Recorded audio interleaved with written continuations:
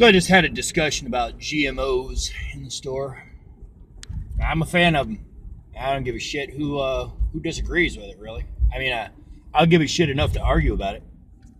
Anytime somebody says they dislike GMOs or they're worried about them, all I can think is genetically modified organism. You mean like every dog on the fucking planet? Or every cat?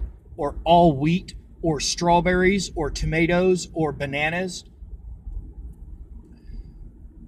Probably about half of the fucking food we ingest has been genetically modified in some way or another.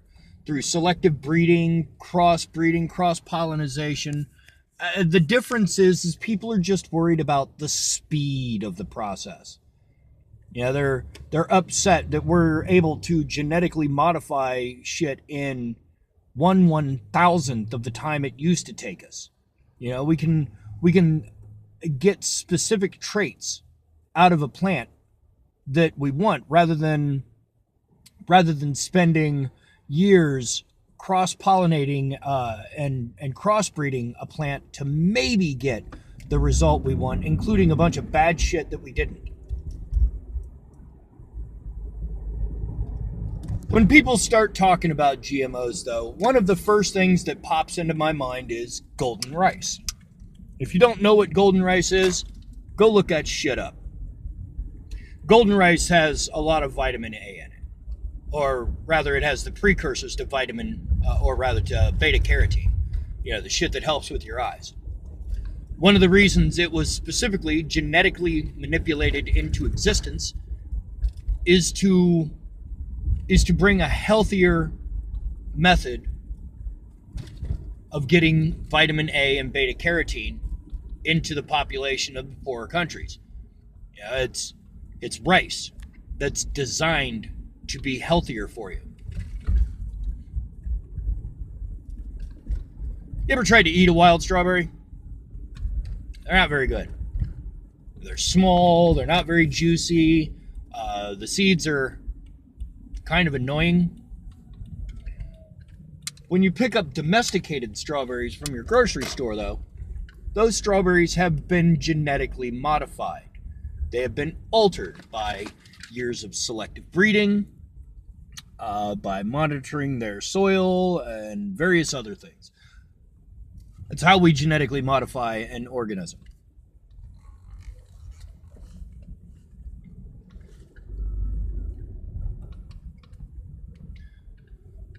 But I'm always hugely entertained when people start talking about GMOs like they understand the process. I'm always really happy when I start talking to somebody at the counter about them and hear something like, well, actually, I'm taking a plant biology class, and that's exactly what our professor was telling us. Like, oh, well, excellent. It's good to know that I have the same intellectual, the same ideas as a college professor, rather. I call these people going for their food.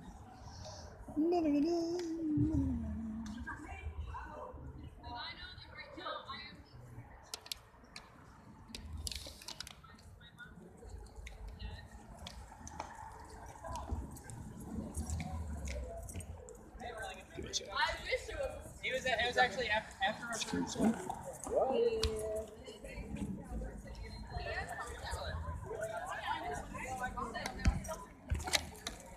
Hi, this is Michael from Apollo's. I'm at your downstairs door now. Hello? There you go. Hey, dude. Thank you. You have a good night.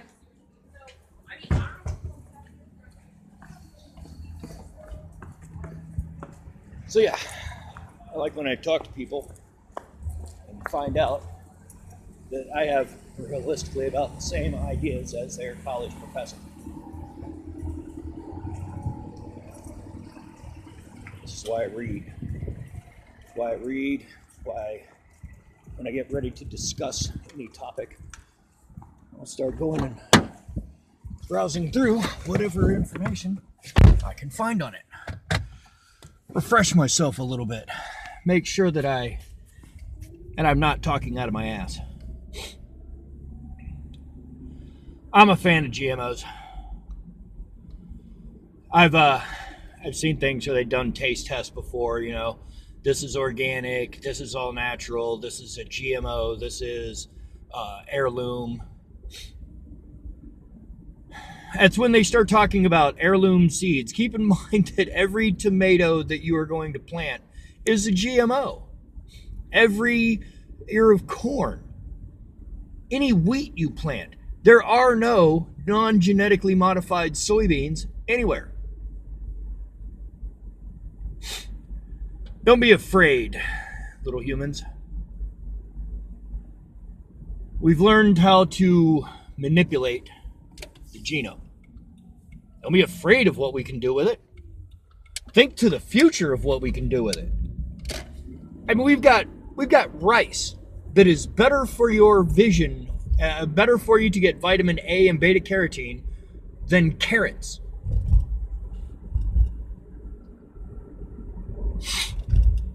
We've gotten good at it. We know what we're doing. I mean, we're not perfect, and a huge part of the problem is that, frankly, humans are, paranoid little creatures. Knowing that the big corporations own all these general patents for how to grow these seeds. Look, man, if I invented a new breed of dog, you bet your ass I'd want people to pay me to own it. That's, the world we live in.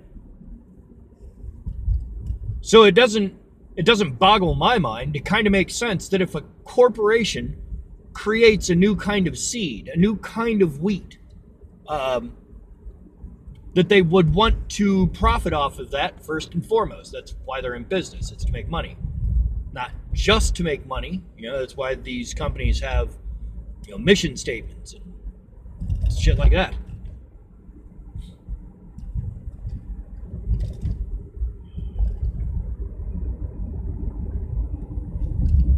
I'm not afraid of genetically modified organisms. I'm not worried that somehow we're perverting life.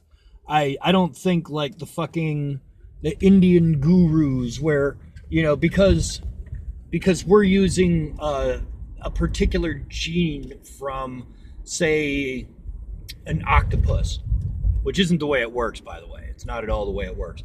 Let's say hypothetically, we took the genes from an octopus and mixed it with the genes for corn.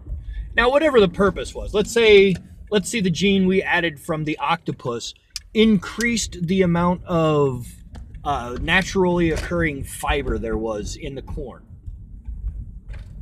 Yeah, it doesn't matter that it's an octopus gene. It is specifically a gene that controls this particular function. It's like adding a switch to a dashboard.